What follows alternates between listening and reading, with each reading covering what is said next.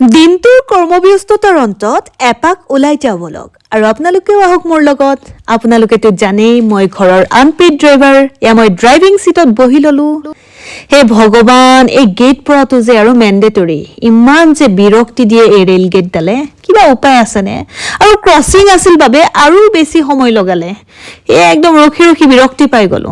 প্ৰথমে অলপ সৌন্দৰ্য চৰ্চাৰ উদ্দেশ্যৰে বহি ললো পাৰ্লাৰত আৰু নিজকে অলপ চাই আছো।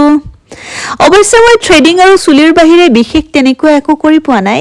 মৰম লগা নেহাই মোক চুলিখিনি সুন্দৰকৈ ছেট কৰি দি আছে।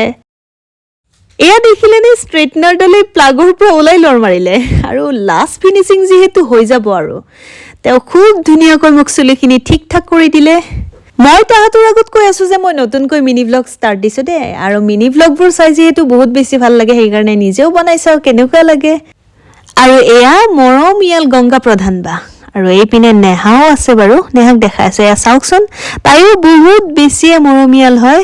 ওলাই আহিয়ে দেখিলো বা আৰু টিকলিয়ে আজিও বৰাপা অভিমুখে ৰাওনা। নিজে খাই লৈ পেলাই মোৰ বাবেও লৈ আহিছে। মোৰো বাৰু মনটো ভালেই লাগিছে দিয়কচোন। সেইবাবে গাড়ীতে গোটেইকেইটা আমি খাই ললো। আৰু আমাৰ লগত কিন্তু আজি দেশী ককো আছে দেই।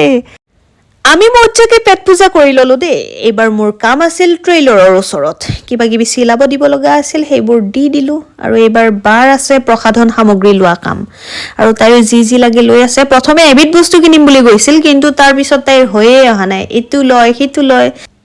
যি ল'ব লগা আছিল আটাইবোৰ লৈ ঘৰ অভিমুখে যাত্ৰা।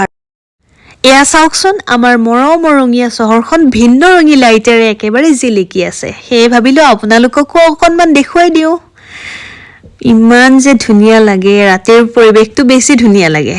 আৰু এনেকে এতিয়া গৈ আছো ঘৰ অভিমুখে। আৰু আজিৰ ভিডিঅ'টি আছিল এইখিনিয়ে। যদি ভাল পালে তেনেহ'লে আগলৈও মোৰ ভিডিঅ'সমূহ চাব বুলি আশা কৰিলো। বাই।